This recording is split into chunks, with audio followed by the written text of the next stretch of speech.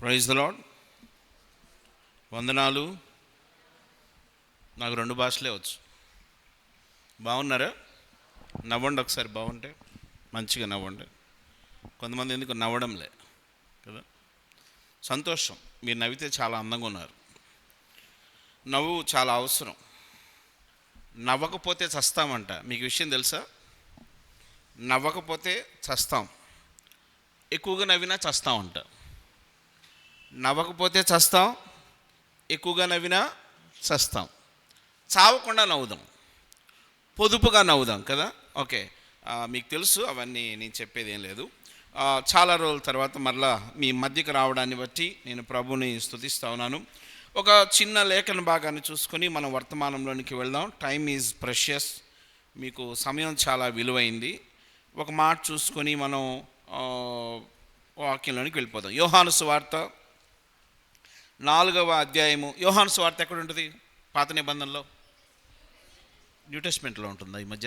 Okay, సరే, అలాగే మీరు ఎక్కడుంటే అక్కడే. న్యూ టెస్ట్మెంట్లో అంటే క్రొత్త నిబంధనలో 4వ అధ్యాయము 24వ వచనం నుంచి 26వ వచనం వరకు చదువుకుందాం. యోహాను సువార్త 4వ అధ్యాయము 24వ వచనం నుంచి 26వ వచనం వరకు అందరం కలిసి చదువుకుందాం.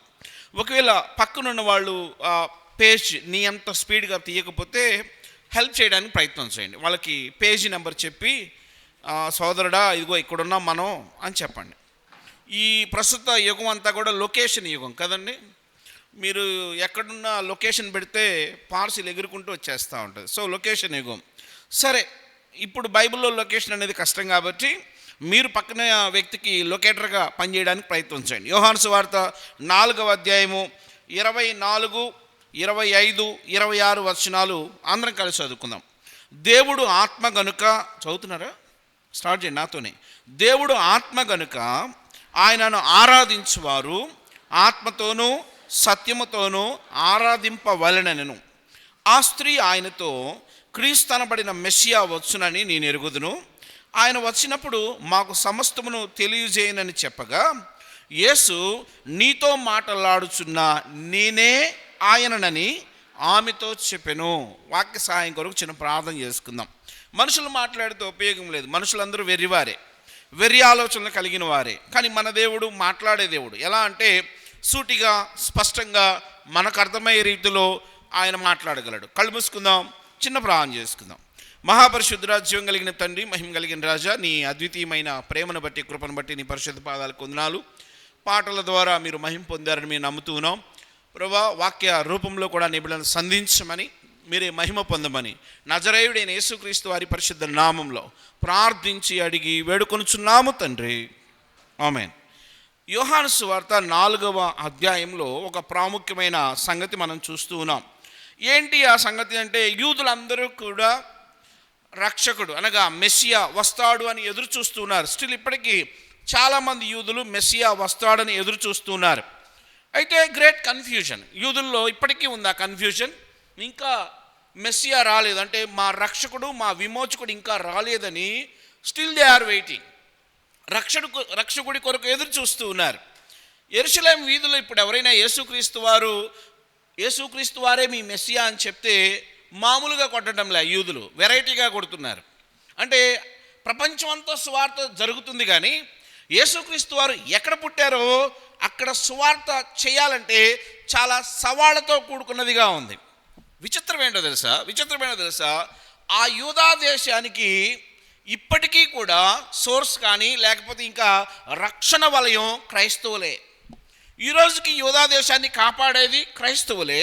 అందుకే బెంజమిన్ నెతన్యాహు ఆయన చెప్తా ఉన్నాడు మొన్న, యూదులు క్రైస్తవుల్ని తరమడానికి ప్రయత్నం చేస్తూ ఉంటే, మీరు ఎవరి జోలైనా వెళ్ళండి యూదులారా, క్రైస్తవుల జోలికి వెళ్ళొద్దు, ఎందుకంటే క్రైస్తవులే లేకపోతే మనము లేము అంటున్నాడు బెంజమిన్ నెతన్యాహు. ఆయన యూదుడే. ఆయన ఒక ఓపెన్ స్టేట్మెంట్ ఇస్తున్నాడు. ఏంటంటే క్రైస్తవులే లేకపోతే, వాళ్ళ సపోర్టే లేకపోతే ఈ యూదా దేశం ఉండే అవకాశమే లేదు. ఎస్, ఎందుకు అంటే యూదులు నమ్మకపోవచ్చును కానీ ఆయనే నిజమైన మెస్సియా, అంటే ఆయనే మన రక్షకుడు, ఆయనే మన విమోచకుడు, మనల్ని ఉద్ధరించేటటువంటి దేవుడు. బాగానే ఉంది. ఈ ఉద్ధరించే దేవుడి గురించిన సంగతులు మనకు చాలా తెలుసు. ఈ లోకానికి వచ్చాడని, నరరూపధారిగా భూమి మీద జీవించాడని, మనందరి కొరకు ప్రాణం పెట్టాడని, ఆయన కార్చిన రక్తంలో తప్ప మనకు పాప విమోచన ఇంకా ఎక్కడా లేదన్న విషయం మనకు తెలుసు. అయితే ఇంత చేసిన నీ దేవుణ్ణి ఎంత ఆరాధిస్తున్నావు అనేది ప్రశ్న. నేను ఎప్పుడు అబ్జర్వ్ చేస్తూ ఉంటాను. ఆదివారం ఉదయం ఆరాధనా సమయంలో యవన బిడ్డలు ఎంత ఆరాధిస్తారు అని చూస్తాను. చాలామంది స్వరాలు, చాలామంది కాదులే, 99% యవనస్తులు ఆరాధన చెయ్యరు. కానీ వర్షిప్ అనేది క్రైస్తవ జీవితంలో ఒక ప్రాముఖ్యమైన ఘట్టం. నువ్వేమన్నా దేవునికి ఇవ్వాలి అని నువ్వు అనుకుంటే పొరపాటున, నువ్వేమన్నా దేవునికి నేను పలానా ఇవ్వాలి అనుకుంటే నువ్వేమీ ఇవ్వలేవు. అదేందన్నట్టు అంటారు. నువ్వేమన్నా దేవునికి ఇవ్వాలి అనుకుంటే నువ్వేమీ ఇవ్వలేవు. ఎందుకో తెలుసా? అన్నీ ఆయన ఇచ్చినవే. నువ్వు వేసుకున్న వస్త్రాలు, లేకపోతే నువ్వు అలంకరించుకున్నవి, లేకపోతే నువ్వు పొందుకుంటున్నవి, నువ్వు తాగుతున్నవి, నువ్వు తింటున్నవి, అన్నీ ఆయన ఇచ్చినవే. అన్నీ ఇచ్చిన దేవునికి ఏమిస్తావు? నువ్వేమి ఇవ్వలేవు కనుక నువ్వు ఇవ్వగలిగింది ఒకటి ఉంది. ఏంటో తెలుసా? ఆయనను ఆరాధించటం, ఆయనను మహిమపరచడం, ఆయన ఘన ప్రశస్త నామాన్ని కీర్తించడం. ఈనాడు యవనస్తులు ఆరాధించండి అంటే నోరు తెరవడంలే. నువ్వు ఆరాధించట్లేదు అంటే అర్థమేంటో తెలుసా? నువ్వు దేవుని యొక్క మహిమలోను, దేవుని యొక్క ఘనతలోను, దేవుని యొక్క అక్షయతలోను వాటాదారుడివి కాలేదు అని అర్థమవుతుందా? నా తెలుగు మ్యాక్సిమం అర్థమవుద్ది. కొంతమంది అర్థం కాలేదని తలుపుతున్నారు. సరే, మరలా చెప్తా. నీవు దేవుని యొక్క మహిమలోను, దేవుని యొక్క ఘనతలోను, దేవుని యొక్క అక్షయతలోను వాటాదారుడివి కాలేవు. ఎప్పుడో తెలుసా? ఆయన్ని అర్థం చేసుకొని నువ్వు ఆరాధించలేకపోతే ఆ గొప్ప షేర్ హోల్డర్గా నువ్వు ఉండలేవు. అందుకే సంఘంలోనే కాదు, ఒక ఆయన అన్నాడు, worship is nothing but worship అన్నాడు. వార్షిప్ అంటే, వార్షిప్ తెలుగులో ఏమంటారు? యుద్ధ నౌక కదండి. యుద్ధ నౌక ఎలా ఉంటుంది? మనం కూడా ఈ మధ్య రీసెంట్గా తయారు చేసుకున్నాం. మనకు కూడా ఉన్న ఐఎన్ఎస్ విక్రాంత్. ఇవేం చేస్తాయంటే ఎన్నో హెలికాప్టర్స్ని, యుద్ధానికి కావాల్సిన ప్లేన్స్ని మోసుకెళ్తుంది. అది సముద్రం మధ్యలో ఉండి మనకు భూభాగం ఏ దేశం వాడు ఇవ్వనప్పుడు యుద్ధంలో మనమే సముద్రంలో పక్కన దాన్ని ఆపుకొని అక్కడి నుంచి ఫ్లైట్స్తో యుద్ధాలు చేయడానికి ప్రయత్నం చేస్తాం మనం. సో మిసైల్స్తో యుద్ధం చేయడానికి ప్రయత్నం చేస్తాం. అంటే వార్షిప్. ఒక ఆయన ఏమనంటే worship is nothing but worship అన్నాడు. అంటే ఆరాధించేవాడు ఎలాంటి వాడంటే యుద్ధ నౌక లాంటి వాడు. నువ్వు దేవుణ్ణి ఎంత వర్షిప్ చేస్తున్నావు, ఎంత ఆరాధన చేస్తావు, ఎంత దేవునితో మౌన ధ్యానాన్ని కలిగి ఉంటున్నావు, ఇది చాలా ప్రాముఖ్యం. యవన దశలో కదా బయట చాలామంది కనిపిస్తూ ఉంటారు. ధ్యానం అంటే శ్వాస మీద ధ్యాస అంటారు కదండి.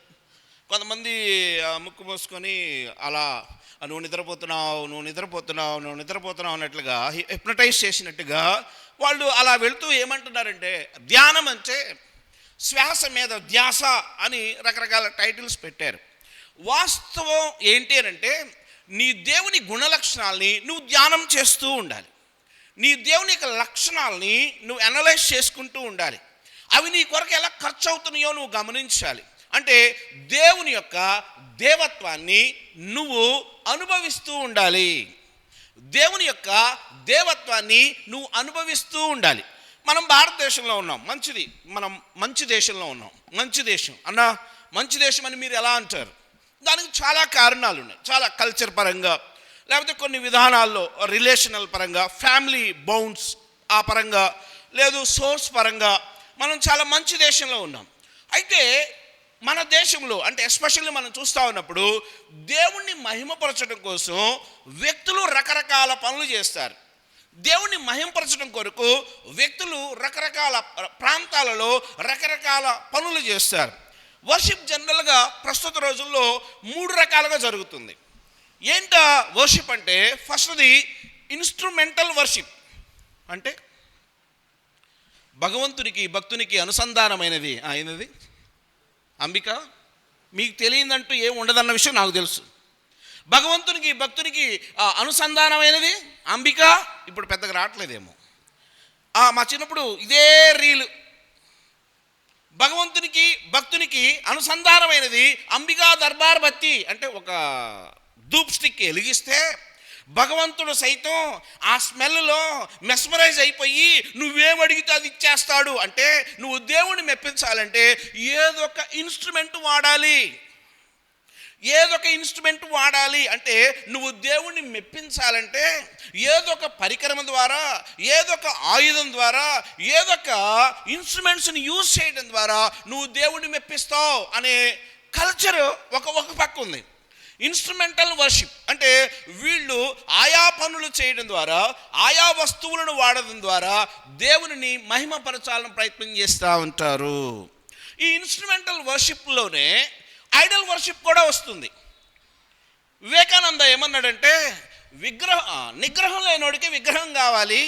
అరే బాబు, నువ్వు దేవుణ్ణి ఆరాధించాలంటే నిగ్రహం కావాలి. నువ్వు నిగ్రహం లేదు కాబట్టి ఒక విగ్రహాన్ని పెట్టి నువ్వే దేవుడివి అని ఆ దేవుడి చుట్టూ తిరుగుతూ, ఆ భౌతికపరమైన ఒక వస్తువు చుట్టూ తిరుగుతూ, దేవుడా నా యొక్క ఆరాధనని అందుకొని ధూప దీప నైవేద్యాలతో దేవుణ్ణి ఆరాధించాలని ప్రయత్నం చేస్తా ఉన్నారు. That is called instrumental worship.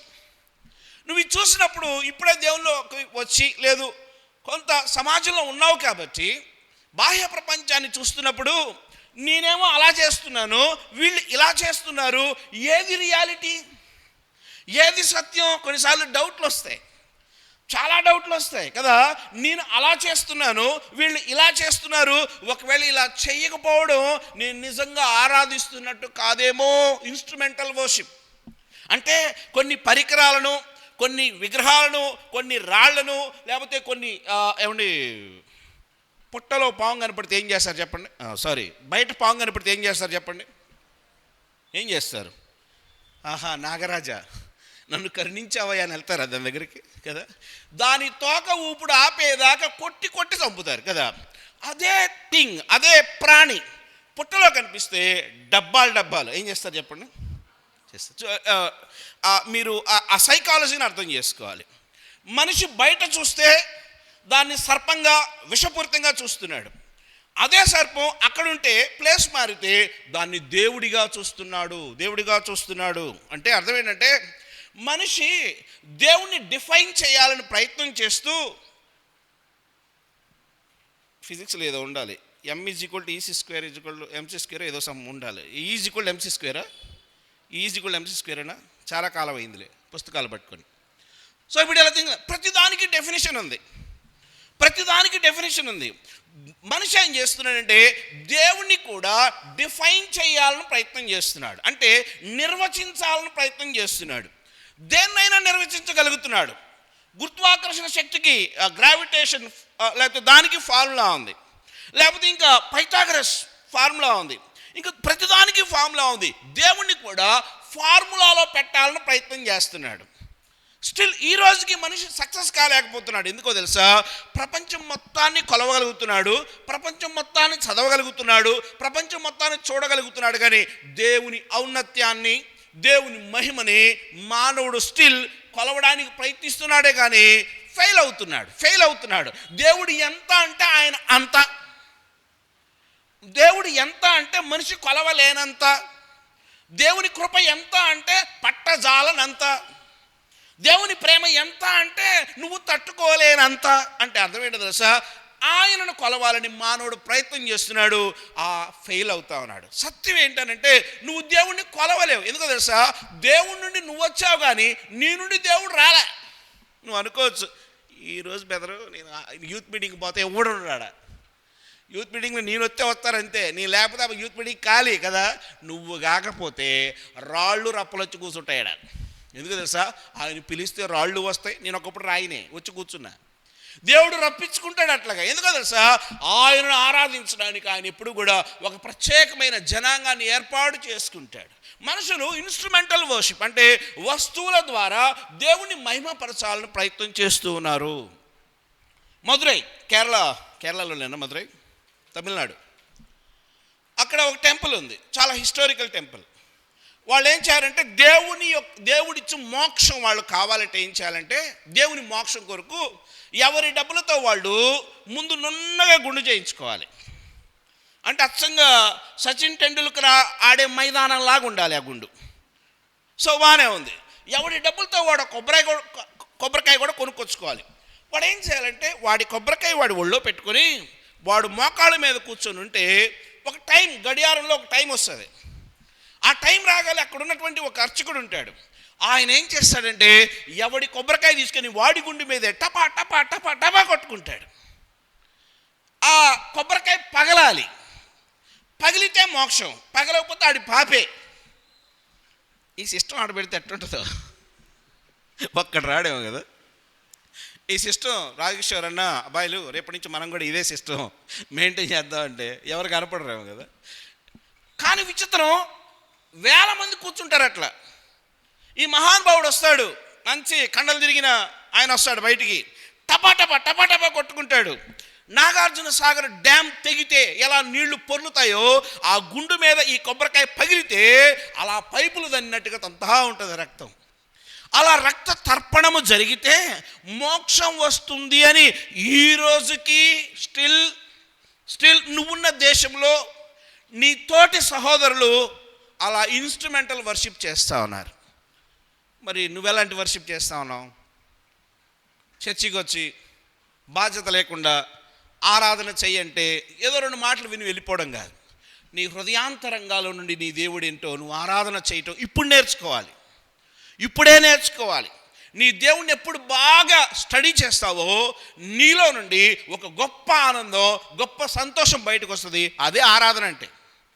రెండవ వర్షిప్ ఇది క్రిస్టియానిటీలో కూడా వచ్చింది. క్రైస్తవులు కూడా చేస్తున్నారు ఈ వర్షిప్. ఒకటి ఇన్స్ట్రుమెంటల్ వర్షిప్ గురించి చెప్పాం, అయిపోయింది. రెండవది బిహేవియరల్ వర్షిప్. బిహేవియరల్ వర్షిప్ అంటే వీళ్ళు వర్షిప్లో ఒక రకమైన వ్యక్తిత్వాన్ని ప్రదర్శిస్తారు. గ్లోరీ గ్లోరీ గ్లోరీ గ్లోరీ ఇలా అంటుంటే ఈయన ఒంటి మీద డ్రెస్ ఉందో లేదో చూసుకోకుండా గ్లోరీ గ్లోరీ ఎన్నిసార్లు చదువుతావు గ్లోరీ? ఒక గ్లోరీ చాలదా? గ్లోరీ అంటే సరిపోద్ది. నువ్వు గ్లోరీ గ్లోరీ గ్లోరీ గ్లోరీ అని వాయిస్ పగిలేదాకా కదా ఇది నచ్చుతుంది. మీకు తెలుసా, ఎక్కడెక్కడి నుంచో ఇలా ఎగిరేవాళ్ళు, ఇలా గెంతేవాళ్ళు, ఇలా కేకలు పెట్టేవాళ్ళు, ఇలా హడావుళ్ళు చేసేవాళ్ళు, కళ్యాణ మండపాలు అద్దెకు తీసుకొని ఏసీలో కూర్చోబెట్టి చక్కగా వాక్యాలు చెబుతుంటే శాలంలోది అసలు ఆరాధనే కాదు బ్రదరు. శాలంలో చెప్పేది వాక్యమే కాదు బ్రదరు. అక్కడ ఉంది బ్రదరు. ఆ అన్న సూట్ వేసుకొని వస్తాడు. ఈయన బైబిల్ మొయ్యలేడు, బరువు ఎక్కువ ఆయన తట్టుకోలేడు, బరువులు మొయ్యలేడు. ఆయన సూటు మాత్రం ఎన్ని కిలోలన్నా మోస్తాడు, కానీ బైబిల్ మాత్రం ఈ బైబిల్ పట్టుకోవడానికి ఒకడు వస్తాడు వెనక దోత కదా. వీడికి ఏసీ కావాలి. మరి నరకంలో ఏసీ ఉండదు కదా. ఏసీ వేసుకోవడం తప్పేం కాదు, నేను దాన్ని తప్పుపడడం లేదు. కానీ ఒక ఎలాంటిదంటే కార్పొరేట్ కల్చర్. నీకు తెలుసా అసలు నీ దేవుడు కార్పొరేట్ దేవుడే కాదు. నీ దేవుడు కార్పొరేట్ దేవుడే కాదండి. ఆయన తిరిగింది మురికి వీధుల్లో. ఆయన జీవితంలో ఎక్కడ లగ్జరీ కనపడదండి. యేసుప్రభువు వారి లైఫ్ స్టైల్ మీరు చూస్తే ఆయన మట్టి వీధుల్లో, మురికి వీధుల్లో, మట్టి జనుల మధ్య, కుష్ఠరోగం వచ్చిన వాళ్ళ మధ్య, గుడ్డోళ్ళ మధ్య, కుంటోళ్ళ మధ్య, చేపలు బట్టి వాళ్ళ దగ్గర ఏమొచ్చుద్దండి? చెప్పే పనిలే. ఒకసారి చీరాల బీచ్కి వెళ్ళి స్నానం చేసిరా, నువ్వు చెప్పవసరలా, నీకు నువ్వే అర్థమైపోతావు కదా. ఎండు చేపలు ఎక్కుంటావు. ఇలా అనుకుందాం. సో ఇలాంటి వాళ్ళ మధ్య ఆయన తిరిగాడు. అసలు ఆయన కార్పొరేట్ గాడ్ కాదు. ఆయన పేదవాడిని సైతం ఇష్టపడినవాడు, ఆ మురికి వీధుల్లో తిరగడానికి ఇష్టపడినవాడు, మస్టు మాలిన్యంతో నిండిన వాని బ్రతుకును బాగు చేయడానికి వచ్చినటువంటి వాడు. ఆయన he is not a corporate god. ఆయనకి హంగులు అవసరంలే, ఆయనకి హడావుడి అవసరంలే. ఇక్కడ నుంచి లైట్లు పెడతాడు, ఇటు బ్లూ లైటు, ఇటు రెడ్ లైటు, ఇలా లైట్లు వస్తూ ఉంటే ఆరాధన ఆరాధన అని ఎగురుతూ ఉంటారు. యూత్కి ఇది నచ్చుతుంది, ఈ కల్చర్ నచ్చుతుంది. ఎందుకో తెలుసా, ఈ బిహేవియర్ సినిమాలు చూసి వచ్చినాడు కదా వీడు. నిన్నటిదాకా ఎగినోడు కదా. దేవుని పాటలు కూడా డ్యాన్సులు వేసే మహానుభావులు ఉన్నారు. వాడి కోరిక ఎలా తీర్చుకుంటాడు తెలుసా? వాడికేమో డ్యాన్స్ అంటే పెచ్చ. వీడు స్టెప్పులు వేయాలి. ఏం పెట్టుకొని వేయాలి? దేవుడు నమ్ముకున్నాడు కాబట్టి సినిమా పాటలు పెట్టేసుకోవడానికి కుదరదు. అందుకే చక్కని పాట పెట్టి ఏం చేస్తాడంట, కథ మొత్తం మార్చేస్తాడు దేవుడు కదా, ఇది మొత్తం మార్చేస్తాడు దేవుడు అని పెట్టి ఆ రంజులో వీడు వేసుకోవాలన్న స్టెప్పులన్నీ వేసేస్తాడు. అమ్మయ్య ప్రశాంతంగా ఉంటుంది వీడికి, ఎందుకంటే డ్యాన్స్ అంటే పిచ్చ వీడికి కదా. ఇలాంటి కల్చర్, బిహేవియరల్ వర్షిప్. దేవుడు పొరపాటును కూడా, అన్నా మీరు ఇలా అంటున్నారే, మాకు వాక్యం తెలుసు, దావీదు మందసు ముందు నాట్యం చేయలేదా, బా ఎంత గొప్పోళ్ళు, ఎక్కడెక్కడ రెఫరెన్స్లు చేస్తారో, చాలా మంచోళ్ళు మీరు. దావీదు మందసం వస్తుంటే మందసం ముందు వస్త్రహీనుడై నాట్యం చేయలేదా అన్నా, నేను నాట్యం చేసే తప్పేంటి కదా. పాత నిబంధన గ్రంథ కాలాన్ని ఏమన్నారంటే ఆ అజ్ఞాన కాలం అన్నారు. ఆ అజ్ఞాన కాలంలో దేవుడు చూసి చూడనట్లుండెను అని ఉంటుంది బైబిల్లో. అంటే అర్థం ఏంటంటే పాత నిబంధనలో ఉన్న కల్చర్ కానీ, పాత నిబంధనలో ఉన్న సంబంధాలు కానీ, పాత నిబంధనలో ఉన్నటువంటి ఆ సొసైటీ వర్క్స్ కానీ ఇప్పుడున్న సొసైటీకి డిఫరెంట్. బాగా గుర్తుపెట్టుకోవాలి. ఆనాటి కల్చర్లో దేవుడు సెంటర్ ఆఫ్ ద వర్షిప్ అంటే వర్షిప్కి మూల కేంద్రం ఆయనే. ఆ వర్షిప్ చేస్తున్నటువంటి వ్యక్తులు కూడా తన్మయత్వంతో దేవుణ్ణి ఆరాధించడానికి, తమ గ్రాటిట్యూడ్ని తెలియజేయడానికి వారు దేవుని సన్నిధిలో నాట్యం ఆడినట్టుగా చూస్తూ ఉన్నాం. ఇప్పుడు నీకు ఆయన రక్షణ అర్థమైపోయింది, ఆ విమోచకుడు ఏం చేశాడో అర్థమైపోయింది, ఆ విమోచకుడు నీ కొరకు ఎలా క్రయధనం చెల్లించాడో అర్థమైపోయింది. ఇప్పుడు నువ్వు ఎగరాల్సిన పనిలే, నువ్వు ఆయన ఆరాధన చేస్తే సరిపోతుంది. అంటే నీ నుండి దేవుడు బిహేవియరల్ వర్షిప్ కోరడంలే, సోల్ఫుల్ వర్షిప్ కోరుతా ఉన్నాడు. బిహేవియరల్ వర్షిప్ ఏమో సమాజం అందరూ చూస్తున్నప్పుడు భక్తుల్లాగా, ప్రార్థనాపరుల్లాగా, విశ్వాసులాగా కనపడడానికి చేసే ఒక బీభత్సమైన ఎక్స్ప్రెషన్ అన్నమాట. అంటే హడావుడిగా చేసేటటువంటి. కానీ సోల్ఫుల్ వర్షిప్లో నువ్వు దేవుడే ఉంటారు. ఇంకెవ్వరికి ప్లేస్ లేదు అక్కడ. ఎందుకో తెలుసా, ఆరాధించే నీవు, ఆరాధనలకు యోగ్యుడైన దేవుడు తప్ప మీ మధ్య ఇంకెవ్వరూ ఉండరు. ఎందుకో తెలుసా, ఆయనను ఆరాధించువారు ఆత్మతోనూ. ఇందాక ఏమని చెప్పబడింది అక్కడ, మళ్ళీ మూల వాక్యంలోనికి వద్దాం. ఏమని రాయబడింది? 24వ వచనం ఏమని రాయబడింది? యోహాను సువార్త 4:24. దేవుడు ఆత్మ గనుక ఆయన్ని ఆరాధించువారు, చెప్పండి, ఆత్మతోనూ, చెప్పండి, సత్యముతోనూ ఏం చేయాలంట? ఆరాధించాలి. అంటే నీ బిహేవియరల్ వర్షిప్ కన్నా, నీ ఇన్స్ట్రుమెంటల్ వర్షిప్ కన్నా నీ సోల్ఫుల్ వర్షిప్పే దేవుడు ఎక్కువ కోరతాడు. అది ఆయనకి ఇష్టం. నువ్వు ఆయన గుణలక్షణాలను ధ్యానం చేస్తూ, ఆయన ఔన్నత్యాన్ని ధ్యానం చేస్తూ ఆయన సన్నిధిలో నువ్వు గడుపుతావే, అది ఆయనకి చాలా ఇష్టం. ఎర్లీ మార్నింగ్ లేచి ఎవరు క్వైట్ టైంలో దేవుడిచ్చిన వాటిని బట్టి దేవుని మహిమపరుస్తారో వాళ్ళంటే దేవుడికి చాలా ఇష్టం. ఎందుకో తెలుసా, నీ క్వైట్ టైంలో, నీ ఆరాధనలో నువ్వు దేవుడే ఉండాలి, ఇంకెవరు ఉండడానికి వీలు లేదు. ఎందుకో తెలుసా, నీ ఆరాధనను ఆగ్రాణించేవాడు నీ దేవుడు. అంటే ఇప్పుడు నువ్వు చేయాల్సింది ఇన్స్ట్రుమెంటల్ వర్షిప్ కాదు. మనోళ్ళు కూడా అప్పుడప్పుడు చూస్తూ ఉంటారు. ఏంటంటే తెలుసా, ఏదైనా చర్చికి పోయినప్పుడు వీళ్ళు కూడా క్యాండిల్ ప్యాకెట్ ఒకటుకొని క్యాండిల్స్ వెలిగించి దీన్ని తీసుకుపోయి ఒక ప్రత్యేకమైన ప్రదేశంలో అలా గుచ్చొస్తారు.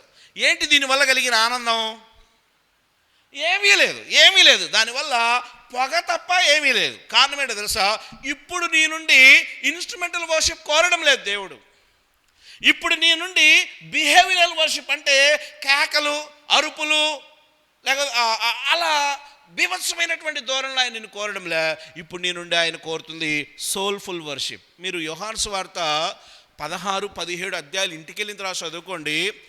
సర్వోన్నతుడైన దేవునితో యేసుక్రీస్తు వారు ఎలా సంభాషిస్తారో ఆ వర్షిప్ మీకు అర్థమవుతుంది. ఆయన అంటాడు, చేయుటకు నీవు నాకు అప్పగించిన పనిని భూమి మీద నెరవేర్చితిని అని నీవు నాకు ఇచ్చిన ప్రజలు.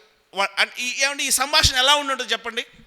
ఇందులో రబ అరుచుకోవడాలు లేవు, ఇందులో గ్లోరీ కేకలు లేవు, ఇందులో జిగే లైట్లు లేవు, ఇందులో మ్యూజిక్ కొడతా ఉంటే ఇన్స్పైర్ అయిపోయి ఏదో మైకులోకి పోవడం లేదు. తండ్రి అయిన దేవునితో కుమారుడైన యేసుక్రీస్తు వారి సంభాషణ చాలా పొలైట్గా. ఎందుకంటే ఆయన మర్యాదస్తుడైన దేవుడు, పరిశుద్ధాత్మ దేవుడు అల్లరికి కర్త. బైబిల్లో ఉంది, పరిశుద్ధాత్మ దేవుడు అల్లరికి కర్త కాదు. దేవుడు నీ చిందులు, నీ హడావుడి, లేకపోతే నీ గందరగోళాన్ని చూడడు. నువ్వు ఎంత హార్ట్ఫుల్గా ఆయన మీద ఫోకస్ అయ్యి ఆయన ఆరాధన చేస్తున్నావో చూస్తాడు. అంటే నీ నుండి దేవుడు ఇన్స్ట్రుమెంటల్ వర్షిప్ కోరడు, నీ నుండి బిహేవియరల్ వర్షిప్ ఆయన కోరడు. నీ నుండి కోరేది సోల్ఫుల్ వర్షిప్. అంటే ఉదయకాల సమయంలో నువ్వు ఒంటరిగా దేవుని దగ్గరికి వెళ్తావే. ఉదయకాలం అంటే మన లెక్క ఏ టైం అది? 10, 9 కదా. కొంతమందికి ఉదయకాలాలు వేరుగుంటాయి, అందుకు అడుగుతున్నా కదా. ఎర్లీ మార్నింగ్ ఎవరు లెగుస్తారో వాళ్ళు చాలా విజయాలు చూస్తారు. ఇది రాసుకోండి. ఎర్లీ మార్నింగ్ ఎవరు లేచి దేవుని పాదాలు పట్టుకుంటారో వాళ్ళ లైఫ్స్లో వండర్స్ జరుగుతాయి. ఎర్లీ మార్నింగ్ ఎవడు లేచి దేవుని పాదాలు పట్టుకోడో తిరగలేదు. ఇదే ఫార్ములా సక్సెస్కి, ఇదే మంత్ర. ఏంటో తెలుసా? ఎర్లీ మార్నింగ్, ఉదయకాలమున కదా. యేసుక్రీస్తు వారు గురించి ఏమని రాయబడి ఉంటుంది? వేకువ. ఆయన ఎప్పుడు లేచాడంట? వేకువ జాము అంటే మేబీ 3 తర్వాత, లేకపోతే ఆ ఎర్లీ అవర్స్లో. ఏమంటే ఆయనకేం పనండి అంత ఎర్లీగా నిద్రపోకుండా, ఇంట్లో యూఫామ్ బెడ్ మంచి ఏసీ వేసుకొని చక్కగా నిద్రపోక పొద్దున్నే లేచి ఆయనే దేవుని కుమారుడు కదా, ఆయన మళ్ళీ ఇంకోళ్ళకి మొరపెట్టుకునేదేంటి అంటే అర్థమేంటో తెలుసా? నీనా బ్రతుకులకు మాదిరి యేసుక్రీస్తు వారు, నీనా ఆరాధనలకు మాదిరి యేసుక్రీస్తు వారు, నీనా బిహేవియర్కి మాదిరి యేసుక్రీస్తు వారు. యేసుక్రీస్తు వారు చేసిన దానికి మించి నువ్వేం చేయాల్సిన అవసరం లేదు. యేసుక్రీస్తు వారికి మించిన కేకలు నువ్వేం వేయాల్సిన అవసరం లేదు. యేసుక్రీస్తు వారిని దాటి నువ్వేమీ ప్రవర్తించాల్సిన అవసరం లేదు. అలా చేస్తే ఆరాధనని ఎవడైనా చెబితే ఆ ప్రాంతాలకు నువ్వు వెళ్లకుండా ఉండడం చాలా శ్రేయస్కరం. ప్రియ ఎవరి బిడ్డ, అనవసరమైన ఆడంబరాలకి, అనవసరమైన కేకల అరుపులకి నువ్వు అంటే అలాంటి ఆరాధనలకి నువ్వు మొగ్గు చూపించాల్సిన అవసరం లేదు. ఎందుకో తెలుసా? ఆయన మర్యాద చూద్దాం, వెనక్కొద్దాం.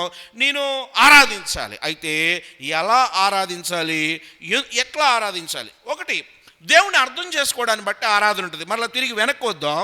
యోహాను సువార్త 14వ అధ్యాయం 6వ వచనం ఏమని రాయబడింది? యోహాను సువార్త 14వ అధ్యాయం 6వ వచనం. నేను ఓకే ఆయన ఆరాధిస్తాను, వ్యక్తిగతంగా ఆయన ఆరాధిస్తాను, సోల్ఫుల్గా ఆయన ఆరాధిస్తాను, సంఘంలో కూడా ఆయన ఆరాధిస్తాను, బహిరంగంగా కూడా. అయితే నేను ఏమని ఆరాధించాలి, నేను ఎంతని ఆరాధించాలి? యోహాను సువార్త 14వ అధ్యాయం 6వ వచనం ఏమని రాయబడింది? నేనే మార్గమును, సత్యమును, జీవమును, నా ద్వారానే తప్ప ఎవడును తండ్రి యొద్దకు రాడు. ఎస్ తమ్ముడా, నువ్వు తెలుసుకోవాల్సిన సత్యం ఏంటంటే, నీకు తెలుసులే, ఆయన కూడా మార్గం అనుందా? ఏమంటే భార్య భర్తలు ఇద్దరు నడుచుకుంటూ వెళ్తున్నారండి. వైఫ్ని వాళ్ళ ఆంటీ ఎవరో రోడ్డు మీద కొనపడి, అమ్మా ఈయనేనా మీ ఆయన అంటే, ఈయన కూడా మా ఆయనే అందనుకో. అర్థమైందా? మీరు ఇలాంటి చాలా బాగా అర్థం చేసుకుంటారు, అది నాకు తెలుసు. ఆంటీ రోడ్డు మీద కనపడి నూతన దంపతులు పోతూ ఉంటే ఆ పక్కన పెళ్లి కూతురుని చూసి, పాప ఈయనేనా మీ ఆయన అని అడిగింది. ఆమె కూడా ఏముందంటే చాలా సీరియస్గా, అవునండి ఈయన కూడా మా ఆయనే అంది. ఇప్పుడు కంగు తినే పని ఎవరవుద్ది కదా? ఆమెమనాలి? ఆయనే చెప్పు, మా ఆయన అనాలి కదా. ఆయనే మా ఆయన అంటే అర్థం ఏంటో తెలుసా? దేవుడు ఈయన ఎంత గొప్ప దేవుడు అంటే ఆయన్నే, దాని పక్కన డాట్ డాట్ డాట్ కామాలు, దాని పక్కన హైఫెన్లు, లేకపోతే ఇంకా సెమీకాలన్లు లేవు. ఆయన్నే. ప్రియ తమ్ముడు చెల్లి, నీకు ఇంకా డాట్ డాట్ డాట్లు ఉన్నారేమో, చెరిపేసాయి, ఫుల్ స్టాప్ పెట్టు. దేవుడు ఆయనేనా అంటే ఆయన కూడా అంటున్నావేమో, మార్చుకో. ఎందుకు తెలుసా? ఆయన్నే. ఎస్, ఆయన్నే దేవుడు, ఆయన తప్ప నాకు ఇంకొక దేవుడు లేడు. మొన్న సండే చెప్పినట్టున్నాను, ఒరిస్సాలో కంధమాల డిస్టిక్లో చెప్పినట్టున్నాను మొన్న. చెబుతాలు ఎట్లాంటి మిగతా వాళ్ళు వచ్చి తండాల్లో ఇల్లు కాలుస్తూ హడావుడి చేస్తున్నారు. ప్రెగ్నెంట్ లేడీ ఉంది, ఆ దగ్గరకు వచ్చారు. చర్చికి వెళ్తావా అని అడిగారు, ఎందుకంటే లోపల ఫోటోలు బైబిల్ కనపడతాను. అవును అని అంది, ప్రెగ్నెంట్ ఆవిడ. సరే నువ్వు చర్చికి వెళ్తున్నావు కదా, మా కళ్ళ ముందు ఈ బైబిల్ చించి నువ్వు పడేసి చర్చికి వెళ్ళనని చెప్తే నిన్ను వదిలేస్తామన్నారు. ఆవిడేముందంటే, మీరు నన్ను చంపినా, నన్ను కొట్టినా, మీరేం చేసినా నేను ఆయనను విడిచిపెట్టను అని అంది. వాళ్ళ ఒళ్ళు మండింది, ఇల్లు తగలబెట్టారు. మళ్ళీ అడుగుతున్నావు అన్నారు. ఈసారి నో మోర్ ఛాన్స్ అన్నారు. నువ్వు గనక ఈ దేవుడిని విడిచిపెట్టకపోతే నిన్ను మంటల్లో వేస్తాం. మళ్ళీ ఆ అమ్మాయి ఏమంటుందంటే, మీరు నన్ను చంపినా, మీరు నన్ను కొట్టినా ఆయన్నే నా దేవుడు. కాళ్ళు చేతులు పట్టుకున్నారు, ఇసిరేశారు. ఆ ఇంట్లో ఆవిడ కాలిపోయింది. ఆ ఫోటో ఎవరో తీశారు. విచిత్రం ఏంటో తెలుసా, ఆ తల్లి పొట్ట కాలి లోపల ఉన్న శిశువు యొక్క తల ఇలా బయటకు చూస్తూ ఉంది. శిశువు తల. ఒక మాట చెప్పచ్చు, నేను చెయ్యను అంటే చాలు, ప్రాణం ప్రాణం కదండి, మిగులుద్దా లేదా? మిగులుదా? మనం అంటే యేసు ప్రభువా నేనెప్పుడు చూడను కూడా కదా, వినను కూడా. అసలు ఆయన పేతురు మనకి వస్తాడు కదా, ఒకవేళ అలా అంటామేమో. ఆవిడంది, చచ్చిపోయినా పర్వాలేదు, నేను నా దేవుణ్ణి మాత్రం విడిచిపెట్టాను. విచిత్రం ఏంటంటే, ఆ ఒక్క ఫోటో ఒరిస్సా రాష్ట్రానికి కొన్ని వందల మంది మిషనరీలు వెళ్ళడానికి కారణమైంది. ఆ ఒక్క ఫోటో ఒరిస్సా రాష్ట్రంలో కొన్ని వందల మిషనరీలు వర్క్ చేయడానికి కారణమైంది. అద్భుతమైన సేవ జరిగిన తర్వాత రోజుల్లో ఒక వ్యక్తి మరణం అనేకులకు జీవంగా మారింది. ప్రీతముడు, ఆయనే, అంతే, నా ఆరాధనలకు యోగ్యుడు ఆయనే. ఎందుకో తెలుసా, ఆయనే మార్గం, వేరే మార్గం లేదు. ఆయనే సత్యం కదా, ఆయనే సత్యం. ఆయనకి మించిన సత్యం, ఆయన్ని నెట్టేసే సత్యం, ఆయన్ని కాదనే సత్యం ఈ భూమి మీద ఏది లేదు. ఎందుకో తెలుసా, ఆయన్నే మార్గం, ఆయన్నే సత్యం, ఆయన్నే జీవం.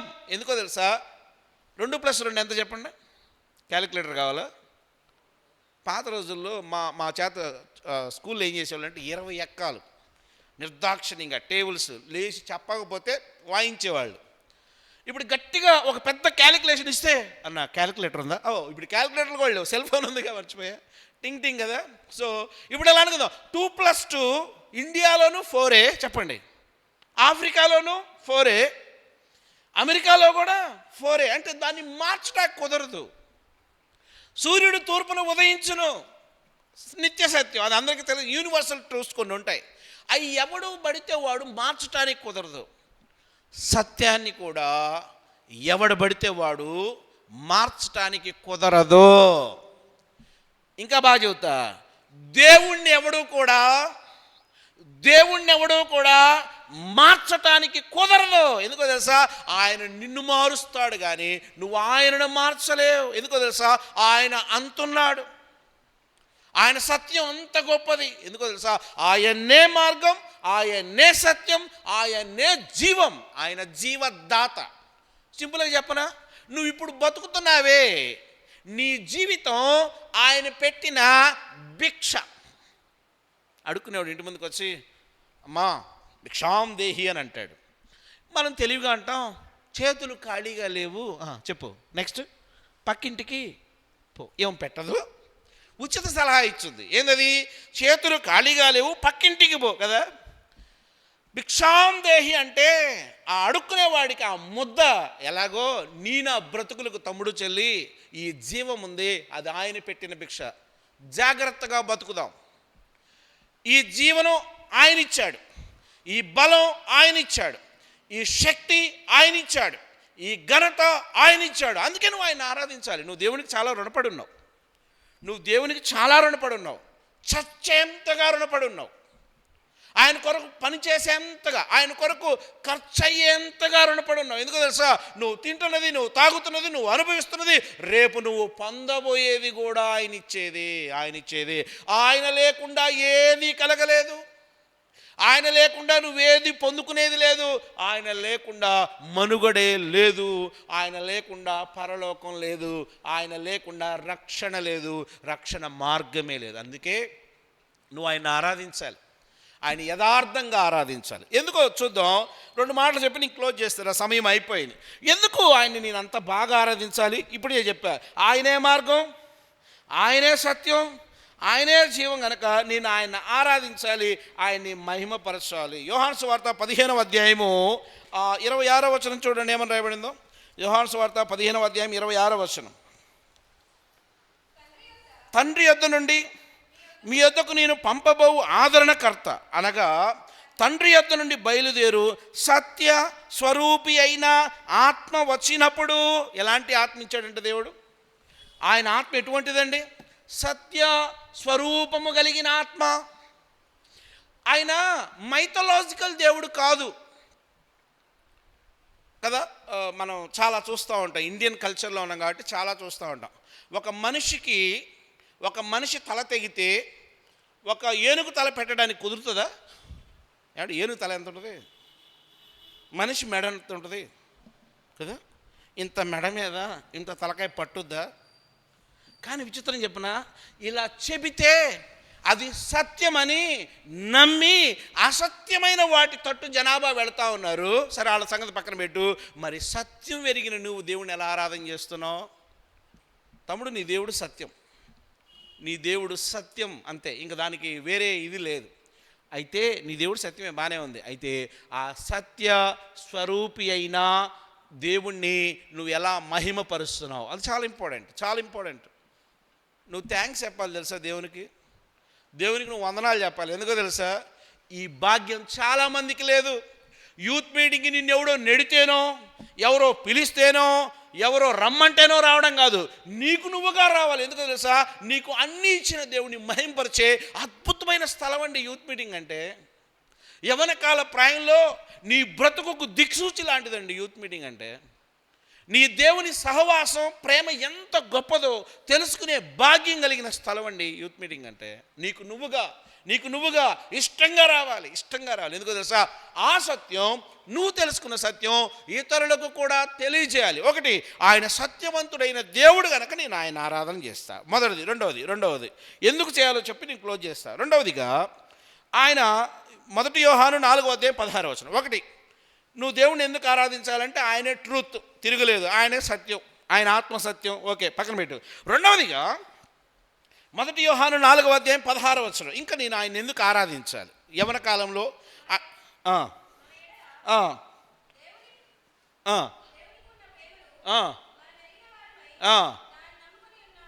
చాలా ప్రాముఖ్యం. రెండవది, ఒకటి, ఆయన సత్యం కనుక నేను ఆయన ఆరాధన చేస్తా. ఆయన నన్ను ఆ సత్య మార్గంలో నడిపించే దేవుడు. రెండవది, ఆయన ప్రేమ అపారమైనది. ఈ లోకంలో ప్రేమ ఏమంటుందంటే, రేపు నా బర్త్డే తెలుసా? అవునా? రేపు నా బర్త్డే తెలుసా? అవునా? రేపు నా బర్త్డే? అవునా? రేపు నా బర్త్డే రా. ఎందుకు అంటే అర్థమైంది చెప్పు. ఇన్నిసార్లు చెప్పడంలో ఉద్దేశం ఏంటి? రేపు నా బర్త్డే, ఊరకొచ్చి తినిపోబాక వస్తా ఏదన్నా పట్టకరా అని అర్థం కదా. ఇన్నిసార్లు చెబితే అర్థం ఏంటంటే, నా బర్త్డేని సెలబ్రేట్ చేయండి రా బాబు అని అర్థం కదా. ఈ లోకం ప్రేమ కొన్నాళ్లకు ఉండి కొన్నాళ్లకు పోతుంది. అందుకే ఒక ఆయన అన్నాడు, ఈ లోకపు ప్రేమట ఒక తొట్టిలో నీళ్లు లాంటివంట. మీరు ట్యాంక్ని ఫిల్ చేసి ఒక 1 వీక్ తర్వాత వస్తే ఆ ట్యాంక్ కింద పురుగులు చేరతాయి. ఆ నీళ్లు జిగటగా ఉంటాయి. ఆ నీళ్లు వాడుకుంటానికి పనికిరావు. ఒక ఆయన ఏమన్నాడంటే, ఈ లోకపు ప్రేమ తొట్టిలోని ట్యాంకులోని నీళ్లు లాంటి అంటే ఒక టైం తర్వాత అవి పాడైపోయినట్లుగా ఈ లోకపు ప్రేమ కూడా కొన్నాళ్ళకి చల్లారిపోతుంది. ఏమవుతుంది? చిన్నప్పుడు అమ్మ కొంగు పట్టుకొని తిరిగినోడే, కాస్త మీసాలు గడ్డాలు వచ్చి నూనూకు మీసాల నునులేత వయసుకు రాగానే అమ్మ ప్రేమ నచ్చదు ఈ పనికి వాళ్ళోడికి. చిన్నప్పుడు కొంగు పట్టుకొని తిరిగినోడే, వీడు కొంచెం ఎదుగుతాడు, లోకాన్ని చూస్తాడు, రంగు రూపు చిక్కదనం చూసుకునే రోజులు వస్తాయి. అంటే 3 గుణాల కలయికే చెప్పండి, 3 రోజెస్ కదా. రంగు రూపు చిక్కదనం కోరుకునే రోజులు వస్తాయి. అమ్మ ప్రేమ నచ్చదు, వీడికి సంథింగ్ మోర్ అండ్ మోర్, ఇంకేదో కావాలి. అంటే అర్థం, అమ్మ మీద ప్రేమ ఏమైంది? ఇప్పటికీ తల్లిదండ్రులను బెదిరించే పనికిమాలిన వాళ్ళు చాలామంది ఉన్నారు. చర్చిలకు కూడా వస్తారు, వాళ్ళకి వందనాలు చెప్పాలి, ఏమనలేంగా. అమ్మ మాట నచ్చదు, నాన్న మాట నచ్చదు, పెద్దల మాట నచ్చదు. వీడు దేవుడి సన్నిధిలో ఊగిపోతుంటాడు. ఎవడికి కావాలి నీ భక్తి? నువ్వు ఇంట్లో మాటేనవు కదా, నీ సొంత ఇంట్లో నీకు సాక్ష్యం లేదు కదా, మీ అమ్మ నీ గురించి ఒక మంచి మాట చెప్పలేదు కదా, నువ్వు వినవు కదా, నీ తండ్రి నిన్ను నమ్మి ఒక బాధ్యత ఇవ్వలేడు కదా, నువ్వు వినవు కదా కదా. సరే అది పక్కన పెట్టేయండి. ఈ లోకపు ప్రేమ కొన్నాళ్ళకి కనుమరుగవుతుంది, కానీ దేవుని ప్రేమ శాశ్వతమైన ప్రేమ. ఆయన ప్రేమ ఇంకెప్పుడైనా మాట్లాడుకుందాం. ఆయన ప్రేమ అంట నాకేమిస్తావు అనదంట. ఆయన ప్రేమ అంట నీకేం కావాలి అని అడుగుతుందంట. ఈ రెండిట్లో ఏది బాగుంది చెప్పండి? నాకేమిస్తావు అనే ప్రేమ బాగుందా? నాన్న నీకేం కావాలరా అడిగే ప్రేమ బాగుందా? కదా. నీకేం కావాలి, ఇది ఆయన ప్రేమ. నాకేమి ఇస్తావు, ఇది లోకపు ప్రేమ. ఇచ్చినప్పుడు కూలే, మళ్ళీ ఇవ్వాలి, మళ్ళీ మళ్ళీ ఇవ్వాలి, మళ్ళీ పుట్టినరోజులు వస్తాయి, మళ్ళీ తాకట్లు పెట్టాలి, మళ్ళీ ఆవిడ గిఫ్ట్లు ఇవ్వాలి. ఇది లోకపు ప్రేమ. కానీ ఆయన ప్రేమ శాశ్వతమైన ప్రేమ. ప్రియ తమ్ముడు, నేను ఎందుకు ఆరాధించాలి తెలుసా? ఒకటి, ఆయనే మార్గం, ఆయనే సత్యం, ఆయన తప్ప ఇంక అసలు ఇక నా థాట్లో కూడా ఇంక వేరేది ఏది లేదు. ఆయన్నే చావు అయినా బతుకైనా. రెండవది ఆయన సత్యం. రెండవది ఆయన ప్రేమించినంతగా నన్ను ఈ భూమి మీద ఎవ్వరూ ప్రేమించలేరు. ఎందుకో తెలుసా? అంత గొప్ప ప్రేమ. ఎంత ప్రేమో తెలుసా? ప్రాణం పెట్టిన ప్రేమ, సిలువను ఓర్చిన ప్రేమ, రక్తం కార్చిన ప్రేమ. నా కొరకు ఎవరు చనిపోరు, నా కొరకు ఎవరు ప్రాణం పెట్టరు. ఒకవేళ వాళ్ళ ప్రాణం పెట్టినా వాళ్ళ ప్రాణానికి విలువ ఉండదు. ఎందుకో తెలుసా? నా యేసయ్య పెట్టిన ప్రాణం నన్ను ఆ రక్తంలో కడిగి పవిత్రపరిచి రక్షించి విమోచన దయచేసి నిత్యత్వపు ఉనికి పట్టుకు సిద్ధం చేసే ప్రేమ నా దేవుని ప్రేమ. ఎస్, అది ఎటర్నల్ లవ్. రెండు మాటలు చెప్పా. ఒకటి, ఆయనే సత్యం. రెండు, ఆయన ప్రేమించినందుకు ఎవడు ప్రేమించడు కాబట్టి నేను ఆయన ఆరాధిస్తాను. మూడవది చెప్పి నేను క్లోజ్ చేస్తాను అంటున్నాడు కానీ క్లోజ్ చేయట్లా. కొంతమంది భావన ఉంది, క్లోజ్ చేస్తా. ఓకే. మూడవదిగా నేను ఎందుకు ఆయన ఆరాధించాలి? 1 కొరింథీ 15:10. మీరు ఇంటికి వెళ్ళిన తర్వాత జాగ్రత్తగా ధ్యానం చేసుకోండి. అలవాటు ఉందో లేదో నాకు తెలియదు. 1 కొరింథీ 15:10 ఏమని రాయబడింది? 1 కొరింథీ 15:10. అయినను నేనేమై ఉన్నానో అది దేవుని కృప వలనే. తమ్ముడు, ఈ మాట చాలా ప్రాముఖ్యమైన మాట. నేనేమై ఉన్నానో, నువ్వేమై ఉన్నావు? నేను చక్రవర్తిని అయి ఉన్నాను. నేను చక్రవర్తి అంటే కిరీటం లేదు, గుర్రం అంటే బండి ఉందిలే, బైక్ ఉందిలే, రాణి అంటే ఉంది, బుడ్డరాణి మొన్న పుట్టింది, ఓకే తీసే. అంటే రాజ్యాలు లేవు, లేకపోతే ఇంకా ఏం లేదు. నేనేమై ఉన్నానో అంటే నేనంటూ ఈ భూమి మీద నాకంటూ ఒక కేర్ ఆఫ్ అడ్రస్ ఉందంటే అది ఆయన వల్ల. తమ్ముడు, ఈరోజు నీ జ్ఞానం ఆయన ఇచ్చాడు, నువ్వు సాధించిన ర్యాంక్ ఆయన ఇచ్చిందే, నువ్వు పొందుకున్న సీటు ఆయన ఇచ్చిందే. ఈ రోజున నలుగురు నిన్ను కదా, రీసెంట్గా క్రికెటర్ ఎవరావిడ, జమీమా, ఏమంది ఏమన్నా అట్లాంటి మంచి మేము చూడం కదా. ఎగిరే వాళ్ళని, దూకే వాళ్ళని, గెంతే వాళ్ళని చూస్తుంటామే కానీ ఇలా సాక్ష్యాలు చెప్పేవాళ్ళని మేము చూడం కదా. జమీమా రోడ్రిక్ ఏమందంటే, నా దేవుడే నా బలమై ఉన్నాడు అంది. నా దేవుడే నా బలమై ఉన్నాడు. ఎస్, తీసి పక్కన పెట్టిన క్రికెటర్ ఆవిడ. అంటే కాదులే, నువ్వు కొద్దిగా ఆగు అని చెప్పబడే స్థితిలో ఉన్న ఆవిడ. ప్రపంచం ఆస్ట్రేలియన్ మ్యాగజైన్స్లో ఆస్ట్రేలియా వాళ్ళు ఇండియన్స్ గురించి ఎక్కువ రాయరు, ఎందుకంటే ఇండియన్స్ నచ్చరు. ఎందుకంటే వీళ్ళు మాట్లాడుతూ ఉద్యోగాన్ని పోయి అక్కడంతా పాడు చేస్తున్నారు. అందుకని ఆస్ట్రేలియన్స్ ఇండియన్స్ని అక్కడ పెద్దగా ఎంటర్టైన్ చేయరు. ఆశ్చర్యం తెలుసా, ఒక వ్యక్తి గురించి ఆస్ట్రేలియన్ మీడియా అంతా హైలైట్ చేసి మరీ రాసింది. ఆవిడ ఎవరో తెలుసా? Jemimah Rodrigues. అంటే ఆవిడ చెప్పింది ఏంటంటే, దేవుడే నా బలం, నా బలం. తమ్ముడు, యవ్వన దశలో నువ్వు సాధించే ప్రతి దాని వెనక దేవుడున్నాడు. నువ్వు తాగేవి, నువ్వు తినేవి, నువ్వు పొందుకునేవి, నువ్వు ఫ్యూచర్లో దాచుకునేవి, లేదు ఇంకేవి, అన్నీ దేవుడిచ్చినవే. దేవుడిస్తాడు, ఆ బలమిస్తాడు. అది ఆయన కృప అంటే అర్హత లేని వాడికి ఇవ్వబడిన అర్హత కృప. అర్హత లేదు మనకి, మన తలంపులు మంచివి కావు, మన క్రియలు మంచివి కావు, మనం దినమెల్లా చెడు చేయటం మన నిత్యకృత్యం. ఆచరణ తెలుసా? అయినను నేనేమై ఉన్నానో అది ఆయన కృపే. ఆయన కృప. నాకు మంచి తల్లిదండ్రులను ఇచ్చాడు. మీకు తెలుసో లేదో, తల్లిదండ్రులు లేని పిల్లల బాధ ఎలా ఉంటుందో మీకు తెలియదు. ఫీజులు కట్టలేని పేదరికం ఎలా ఉంటుందో మీలో చాలామందికి తెలియదు. ఫీజు కట్టకపోతే మాస్టారు నలుగురిలో డస్టర్ విసిరితే ఆ డస్టర్ ఇక్కడ తగిలితే ఫీజు కట్టనందుకు అవమానాలు ఇక్కడ చాలామందికి తెలియదు. ఎందుకో తెలుసా? దేవుడు మంచి తల్లిదండ్రులు ఇచ్చాడు, అర్థం చేసుకునే తల్లిదండ్రులు ఇచ్చాడు, ఎక్కడ ఫీజు కట్టమంటే అప్పు చేసైనా కట్టే తల్లిదండ్రులు ఇచ్చాడు. కృప, అది ఆయన కృప. నీకు అవకాశాలు ఇస్తున్నాడు, దుర్వినియోగం చేసుకోబాక. నీకు మంచి తల్లిదండ్రులను ఇచ్చాడు, వాళ్ళని ఎట్లా పడితే అలా మాట్లాడబాక. నీకు మంచి సంఘం ఇచ్చాడు, వదలబాక. నీకు మంచి ఫెలోషిప్ ఇచ్చాడు, వదలబాకు. ఎక్కడున్నా ఇదే యూత్ మీటింగ్ నుంచి ఒక తమ్ముడు న్యూజిలాండ్ వెళ్ళాడు. న్యూజిలాండ్లో సెటిల్ అయ్యి న్యూజిలాండ్లో ప్రేయర్ సెల్ పెట్టాడు.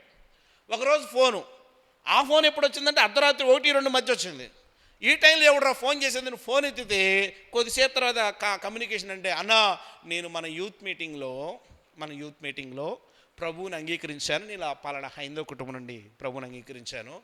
దేవుడన్నా నాకు అసలు ఇంగ్లీష్ రాదు, కానీ ఆశ్చర్యం ఏంటంటే న్యూజిలాండ్ దేశంలో నేను ఈ రోజున జాబ్ చేస్తా ఉన్నాను. జాబ్ చేయటమే కాదు, తనకు తెలిసిన సత్యాన్ని న్యూజిలాండ్లో ఈ చర్చిలో ఒక సామాన్యమైన వ్యక్తిగా వచ్చిన పిల్లవాడు న్యూజిలాండ్ దేశంలో ఒక గ్రేట్ ప్రేయర్ సెల్ రన్ చేస్తా అనేకుల్ని దేవుళ్ళలోనికి నడిపిస్తూ ఉన్నాడు. తమ్ముడు, రేపు నువ్వు ఎక్కడికి వెళ్తావో దేవుడు నిర్దేశిస్తాడు, దాని గురించి దిగులొద్దు. నిన్నేం చేయాలో కూడా ఆయనే చూసుకుంటాడు, ఎందుకంటే దానికి ఆయనకు ఒక ప్రణాళిక అనేది ఉంది. అయితే ఆయన కృపలో నువ్వు ఉన్నావా లేదా, అది ఇంపార్టెంట్. 3 మాటలు చెప్పా. ఒకటి, ఆయనే సత్యం కనుక నువ్వు ఆరాధించాలి. రెండవది, ఆయన ప్రేమించినందుకు నిన్నెవడు ప్రేమించడం కనుక నువ్వు ఆయన ఆరాధించాలి.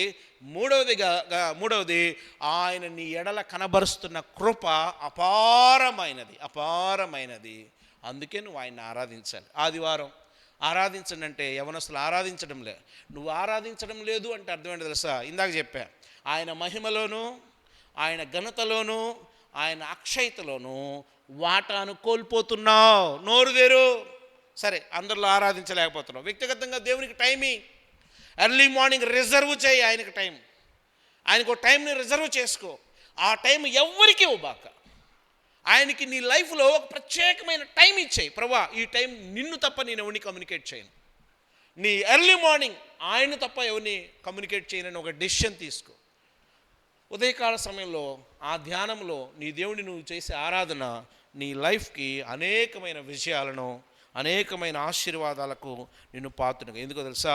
అందుకే ఆయన ఆరాధించువారు ఆత్మతోనూ, చెప్పండి, సత్యముతోనూ ఆరాధించాలి. కళ్ళు మూసుకుందాం, తల వంచుదాం, ప్రభువుని అడుగుదాం. ప్రభువా, అట్టి యోగ్యకరమైన ఆరాధన నాకు నేర్పరా. అవును, నాకు ఈ లోకంలో చాలా ఆరాధనలు కనపడుతున్నాయి. Instrumental worship. ఎందుకు కొట్టుకుంటారో కొరడాలతో అర్థం కాదు. శరీరానికి ముళ్ళు గుచ్చుకొని పెద్ద పెద్ద వాటిని లాగుతారు దేవుడిని మెప్పించడానికి. ఎందుకో తెలియదు, నాకు అర్థం కాదు. దేహాన్ని గాయాలు చేసుకుంటే దేవుడు మెచ్చుకుంటాడు అనుకునేవాళ్ళు చాలామంది. ఎందుకో నాకు అర్థం కాదు. అయితే ఆ ఇన్స్ట్రుమెంటల్ వర్షిప్ నాకు నువ్వు అటు వెళ్ళనకుండా చేసినందుకు నీకు వందనాలు. రెండవది, బిహేవియరల్ వర్షిప్ అంటే నేను ఆరాధిస్తున్నానని హిపోక్రటిక్ వర్షిప్ అంటే జనాభాలో కనపడాలని క్రైస్తవ్యంలో ఉండి కూడా పిచ్చి వేషాలు వేస్తా హంగులకు ఆర్భాటాలకు లోనయ్యే ఆ ఆరాధనలోనికి నన్ను తీసుకెళ్ళలేదయ్యా, నీకు వందనాలు. మూడవదిగా సోల్ఫుల్ వర్షిప్ అంటే ఆత్మతోనూ సత్యముతోనూ ఆరాధించే భాగ్యం మీరు నాకు ఇస్తున్నారు. ప్రభువా, అట్టి ఆరాధన నాకు ఇవ్వండి. అట్టి ఆరాధన అనుభవంలో నన్ను తీసుకెళ్ళండి. అట్టి ఆరాధన నాకు నేర్పించడని మన కళ్ళు మూసుకుందాం, ప్రభువుని అడుగుదాం. ప్రభు మనల్ని నడిపిస్తాడు. సహోదరులు మనల్ని ప్రార్థనలోకి నడిపిస్తారు.